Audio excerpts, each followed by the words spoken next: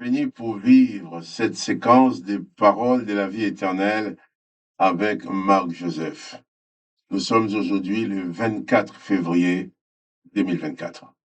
24 février 2024, c'est encore un jour de grâce que tu as à vivre avec la présence de Jésus-Christ dans ta vie.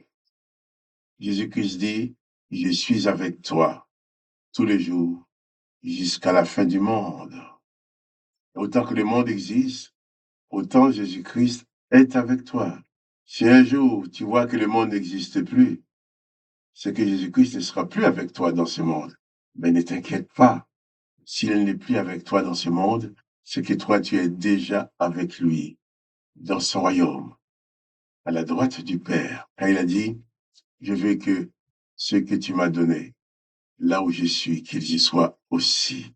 Il a dit, quand j'aurai préparé une place pour toi, je reviendrai, je te prendrai avec moi, afin que là où je suis, tu y sois aussi.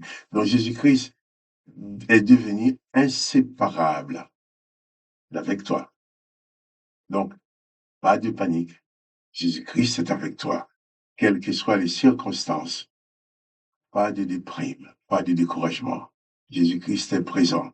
Tout est encore possible. Jésus-Christ est présent. Tout est encore possible. Oh, que son Saint-Nom soit glorifié. C'est un grand privilège pour nous de pouvoir vivre avec la certitude que Jésus-Christ est avec nous tous les jours et jusqu'à la fin du monde. Je vais prier aussi avec toi.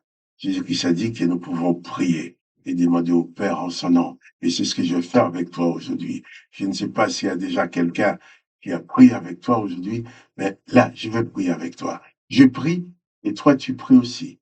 Et il y a ton esprit, mon esprit et l'esprit de Jésus-Christ. Dans cette communion, nous allons apporter notre prière au Père dans le nom de Jésus. Et Jésus a promis d'exaucer les prières que nous adressons au Père en ce nom. Père, je bénis ton nom, je glorifie ton nom pour mon frère, pour ma sœur, qui regarde cette vidéo et qui prie avec moi.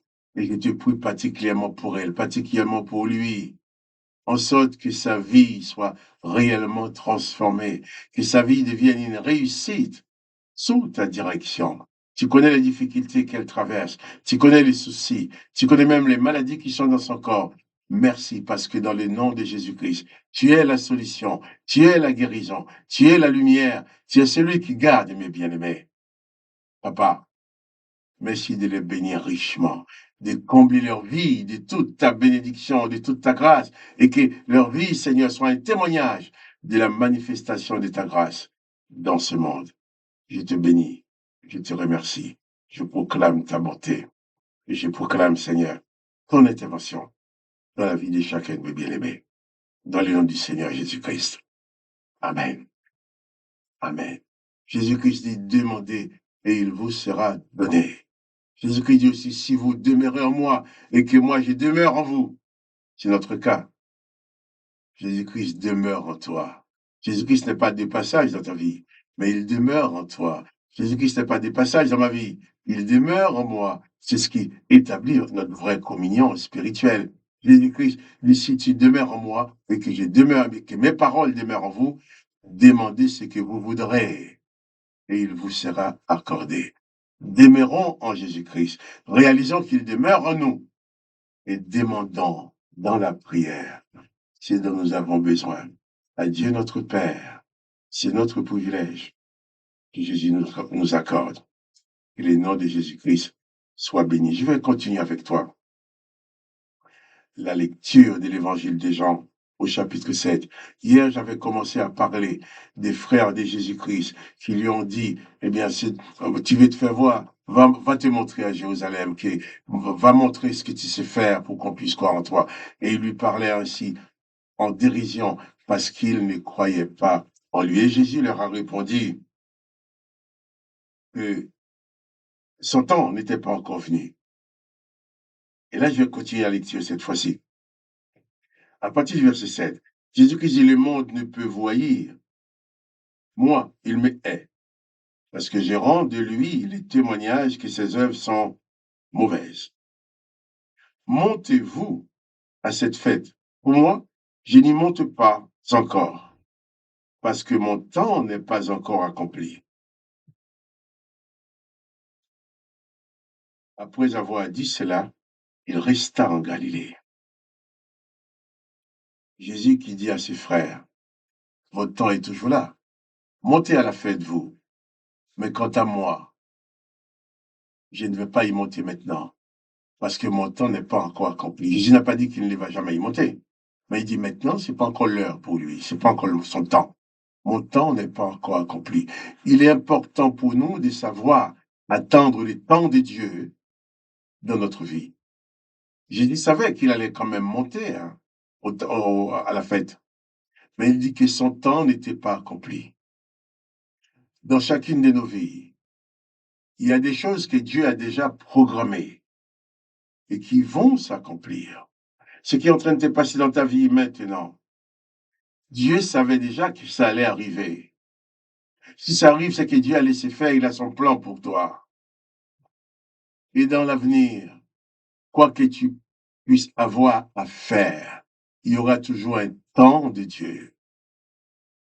Jésus ne dit pas à ses frères qu'il ne va pas aller du tout à la fête, mais il dit que son temps n'est pas encore accompli. L'heure, le temps, l'heure, le jour, dans nos vies. Moi, je suis le premier, quand j'ai besoin de quelque chose, je suis pressé de l'avoir. Je n'aime pas trop attendre. Peut-être toi, tu as ces défauts comme moi. N'aime pas trop attendre. Mais avec Dieu, j'ai dû apprendre à attendre. Nous devons apprendre à attendre le temps de Dieu. Car Dieu ne fera jamais les choses ni avant l'heure, ni après l'heure. Il le fera à l'heure juste qu'il a prévu. Notre Dieu est aussi un Dieu de précision, ce qui n'est pas toujours le cas dans nos vies. Mais Dieu répond à son temps. Et Jésus lui-même dit que son temps n'est pas encore accompli. C'est pour cela qu'il ne monte pas à la fête. Ses frères, il dit à ses frères, vous pouvez y aller vous-même. Votre temps est toujours là. Mais moi, mon temps n'est pas encore accompli. Sache que dans les situations que tu vis maintenant, Dieu a déjà fixé un temps de délivrance pour toi. Dieu a déjà fixé un temps, un moment, le jour, l'heure où il va te guérir, où il va te sauver, où il va te débarrasser de ces épreuves. Dieu connaît chaque instant. Dieu programme chaque chose de ta vie. Donc, ne te décourage pas à cause du temps qui passe. Sache que Jésus-Christ a tout préparé, tout prévu pour ta délivrance. Et personne ne pourra empêcher que cette délivrance se manifeste dans ta vie, parce que c'est Dieu qui décide. En son temps, ne perds pas patience, gardez la patience, ne perds pas courage, sois fort dans la foi. Jésus-Christ a son plan, Dieu a son plan, qui va certainement s'accomplir dans ta vie, et personne ne pourra l'empêcher.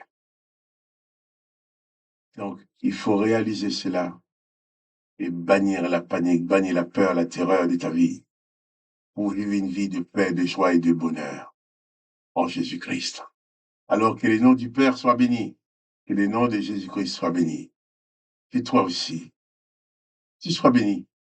Et quant à moi, Marc-Joseph, je te dis, pas de panique. C'est un jour de grâce et de bénédiction, un jour de victoire.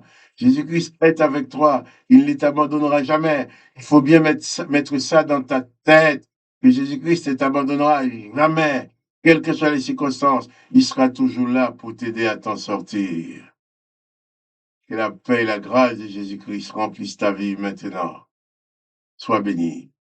Et à demain pour une autre séquence de paroles de la vie éternelle.